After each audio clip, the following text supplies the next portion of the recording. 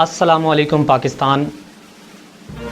रियासत पाकिस्तान ने इस्लामाबाद के अंदर कृष्णा मंदिर बनाने के हवाले से जब से बात की है, न सिर्फ पाकिस्तान के अंदर बल्कि पूरी दुनिया के अंदर ये एक ख़ास मौजू की शक्ल इख्तियार कर गया है। हमने ये भी देखना है कि दुनिया किस निगाह से देख रही है। हमने ये भी देखना है कि पाकिस्तान के पड़ोसी ममालिक किस निगाह से देख रहे हैं। हमने ये भी देखना है कि हम किस निगाह से देख रहे हैं। हम दुनिया की निगाह, पड़ोस ममालिक की निगाह को ज़रा बाद में देखेंगे। सबसे पहले हम ये देखेंगे कि हम बानी इस्लाम की निगाह में, बानी पाकिस्तान की निगाह में और आईने पाकिस्तान की निगाह में इसे कैसे देख सकते हैं। रियासत का ऐलान करते ही पूरे पाकिस्तान के अंदर एक हलचल मच गई, शोर मचा। कुछ लोगों ने तो बाकायदा इस्लामाबाद हाई कोर्ट के अंदर पिटीशन दायर कर दी कि इस फैसले को वापस लिया जाना चाहिए, जो कि अदालत ने वापस कर दिया। हमें हर वो अमल जिससे पाकिस्तान को फ़ायदा हो सकता है, हमें हमेशा उससे ख़तरा नज़र आया है। हमने ये भी देखना है कि इस्लाम इसके बारे में क्या कहता है। हमें ये भी देखना है कि कायदे आज़म इसके बारे में क्या कहते हैं। हमें ये भी देखना है कि आईने पाकिस्तान जो इस वक्त मुरव्वजा आइन है 1973 का, वो क्या कहता है। सबसे पहले हम बात इस्लाम की करेंगे, क्योंकि सबसे बड़ा मसला भी हमें इसी की तरफ से दरपेश है कि इस्लाम की नज़र में गैर मुस्लिम अक़लियत या गैर मुस्लिमों के हकूक़ के बारे में इस्लाम क्या कहता है। जब हम बात करते हैं बानी इस्लाम की, हज़रत मोहम्मद सल्लल्लाहु अलैहि वसल्लम की, जब हम बात करते हैं उनके पास मौजूद जो कुरान उतरा उसकी, तो इसमें हमें वाज़े तौर पे दिखता है कि ला इकराह फिद्दीन, दीन में कोई जबर नहीं है। मैं हैरान होता हूँ कि इतना प्यारा मज़हब, इतना पसंदीदा मज़हब, पुरअमन मज़हब, कि जिसके अंदर ये बात बड़े वाज़े तौर पर कही गई है कि मेरे नज़दीक पसंदीदा दीन इस्लाम है। क्या मतलब? इन्ना दीना इंदल्लाहिल इस्लाम, कि अल्लाह का पसंदीदा दीन अमन, सलामती और मोहब्बत है।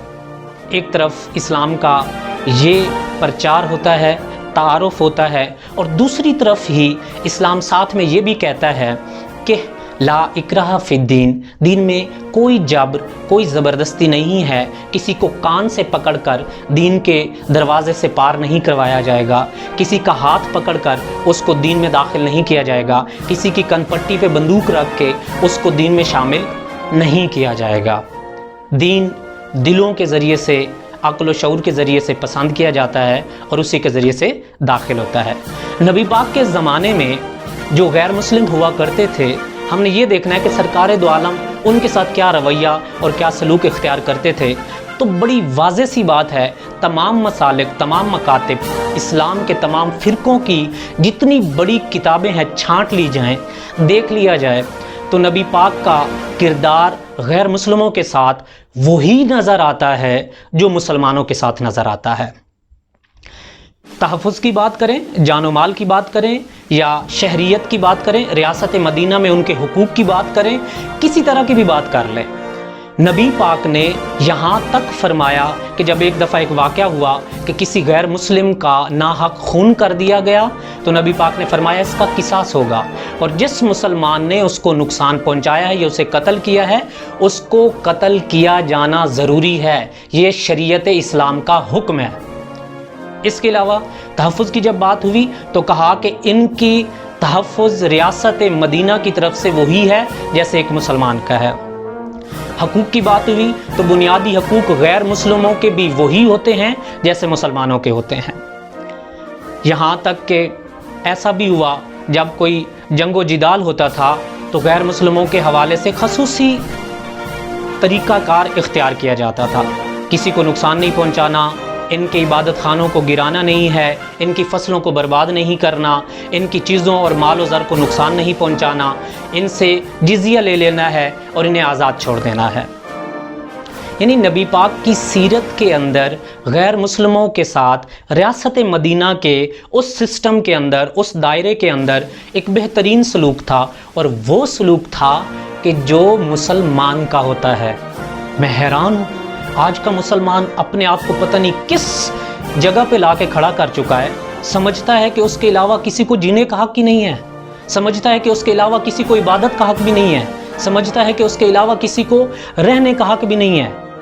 پاکستان اگر اسلام کے نام پہ حاصل کیا گیا ہے تو اس میں بھی ریاست مدینہ کے طرز کو اور بانی اسلام کے کردار کو لازماً دیکھا جانا چاہیے۔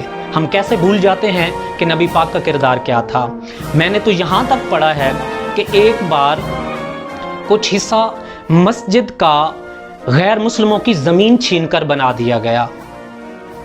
جب پتہ چلا تو فرمایا کہ یہ والا حصہ جو غیر مسلموں کی زمین چھین کر مسجد میں شامل کیا گیا ہے، اس کو گرا دیا جائے، اور گرانے کے بعد یہ حصہ دوبارہ غیر مسلموں کے حوالے کر دیا جائے۔ ریاست مدینہ کے اندر غیر مسلموں کے ساتھ ان کی عبادت کے مراکز اور عبادت کے حوالے سے کیا رویہ تھا؟ تو نبی پاک کا دو ٹوک موقف تھا کہ فرمایا کرتے تھے کہ ان کو عبادت کی مکمل آزادی ہے، یہ جس طرح چاہیں اپنی عبادت کر سکتے ہیں، اپنے عبادت خانے بنا سکتے ہیں، یہاں تک کہ عبادت خانے بنانے کے لیے نبی پاک کا باقاعدہ فرمان اور احادیث اور روایات موجود ہیں۔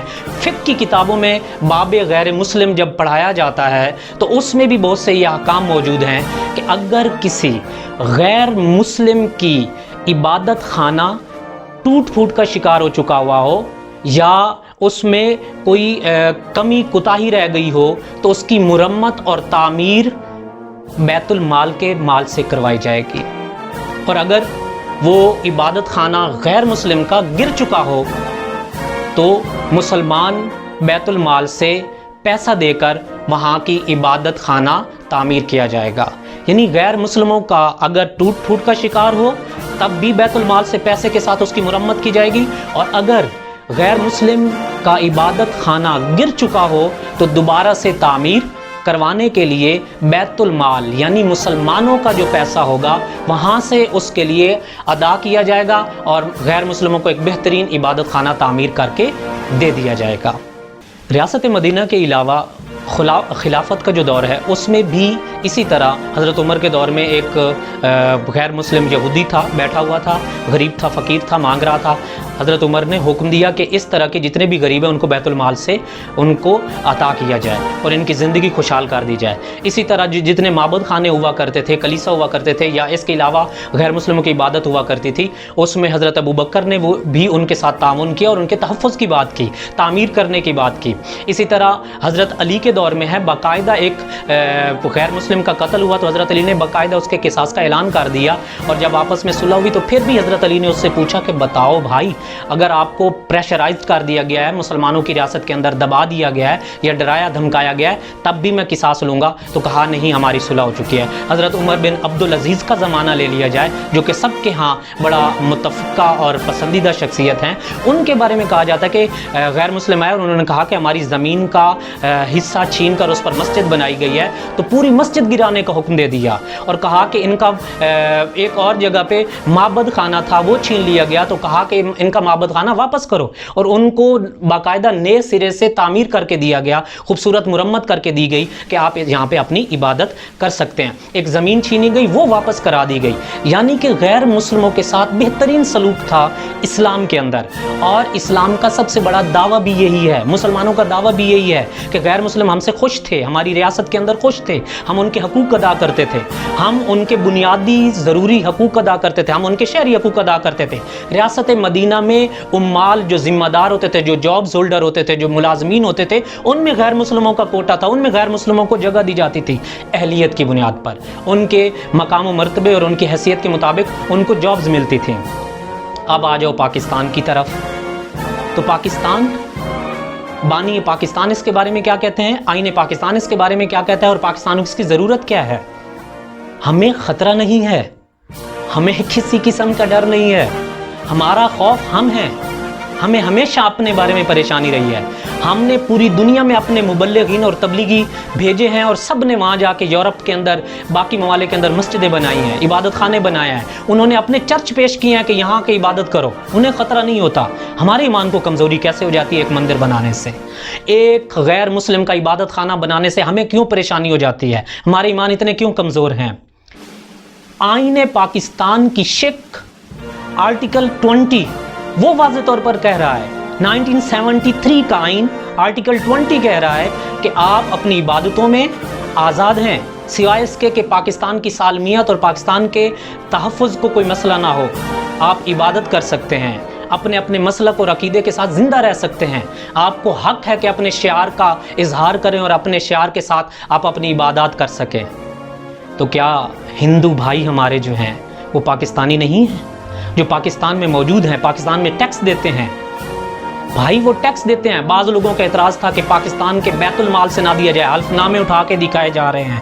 کوئی حلف اٹھا رہا ہے، کوئی قسمیں اٹھا رہا ہے کہ ہمارے ٹیکس سے کسی ہندو بھائی کا مندر نہیں بننا چاہیے. او بھائی، تم صرف ٹیکس دیتے ہو، ہندو نہیں دیتا، کرسچن نہیں دیتا، باقی غیر مسلم کمیونٹی نہیں دیتی. وہ ٹیکس دیتے ہیں. جب ٹیکس دیتے ہیں تو پاکستان کے بہترین شہری شمار ہوتے ہیں. ان کا بھی اتنا ہی حق ہے کہ جتنا ہم مسلمانوں کا حق ہے. پاکستان کے اندر پاکستان کے مالک جیسے ریاست مدینہ کے اندر مسلمانوں کے جیسے غیر مسلموں کا حقوق تھے، اسی طرح پاکستان کے اندر غیر مسلموں کے بھی اتنے ہی حقوق ہیں جتنے مسلمانوں کے ہیں. جو مسلمانوں کا مقام و مرتبہ ہے وہی غیر مسلموں کا ہے. جابز میں بھی، رہائش میں بھی، سفر میں بھی، تجارت میں بھی، عبادت میں بھی. اور یہ جو مندر بننے جا رہا ہے یہ آپ کے پیسوں سے نہیں، ریاست پاکستان جو ان سے ٹیکس لیتی ہے اس کے مطابق اس کا مندر بننے جا رہا ہے. اور ہم اس کو خوش آئند سمجھتے ہیں. پاکستان پوری دنیا کے سامنے اپنا مثبت چہرہ دکھا سکتا ہے. اپنے مخالف جو پڑوسی ملک ہے اس کی نسبت وہاں وہ مسجدیں گرا رہے ہیں، وہاں وہ مسائل کھڑے کر رہے ہیں، مسلمانوں کے ساتھ ظلم کر رہے ہیں. اور یہاں پہ کتنا بہترین ہے کہ پوری دنیا کو ہم دکھا رہے ہیں کہ دیکھو اس طرف کہ وہ ہماری مسجدیں گرا رہے ہیں اور مسلمانوں کا قتل عام کر رہے ہیں. اور ہمیں دیکھو کہ ہم پاکستان کے اندر اپنے ہندو بھائیوں کو سینے سے لگا رہے ہیں اور ان کو مندر بنا کے دے رہے ہیں. پوری دنیا کے سامنے پاکستان کی شہرت، پاکستان کا مرتبہ بلند ہو جائے گا. آپ ایک چھوٹے سے گھر میں بیٹھے ہوتے ہیں اور پڑوسیوں کے ساتھ تعلقات اچھے نہ ہوں تو آپ کا گزارا نہیں ہو سکتا. اور آپ کیسے کہہ سکتے ہیں کہ اس جدید دنیا کے اندر پاکستان اکیلا رہ جائے، نہ کوئی تجارت کرے، نہ اس کے ساتھ کوئی امن کے معاہدے کرے، نہ اس کے ساتھ کوئی پڑوسی بیٹھے اچھے طریقے سے، اور نہ ہی دنیا کے باقی ممالک اس کے ساتھ سلام کرنے کے لیے تیار ہوں. آج جدید دنیا ہے.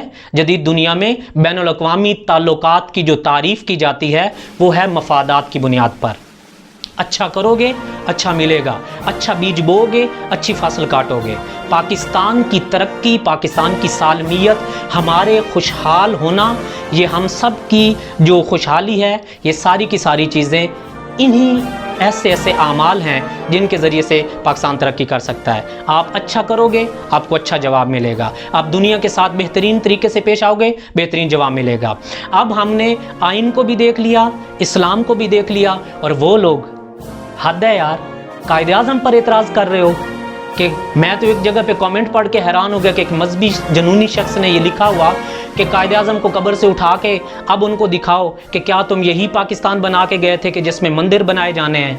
او بھائی، فادر آف دا نیشن، بانی پاکستان، آپ نے بانی اسلام کا موقف دیکھ لیا، کردار دیکھ لیا. اب بانی پاکستان کا موقف کیا ہے وہ اب ہم آپ کو سنانے جا رہے ہیں کہ تم اپنی مسجدوں میں، مندروں میں جانے کے لیے آزاد ہو. دیکھیے ہماری اس ویڈیو کے اندر. آپ سب آزاد ہیں اپنے مندروں میں جانے کے لیے، آپ سب آزاد ہیں اپنی مسجدوں میں جانے کے لیے اور کسی بھی اور عبادت گاہ میں جانے کے لیے. اس مملکت پاکستان میں آپ کا تعلق کسی بھی مذہب، ذات یا عقیدے سے ہو، مملکت کا اس سے کوئی سروکار نہیں. پسند کیجئے اور سچے پاکستانی بنیے، کیونکہ پاکستان کی ترقی ہماری ترقی، پاکستان کی خوشحالی ہماری خوشحالی، پاکستان کی سالمیت ہماری سالمیت ہے.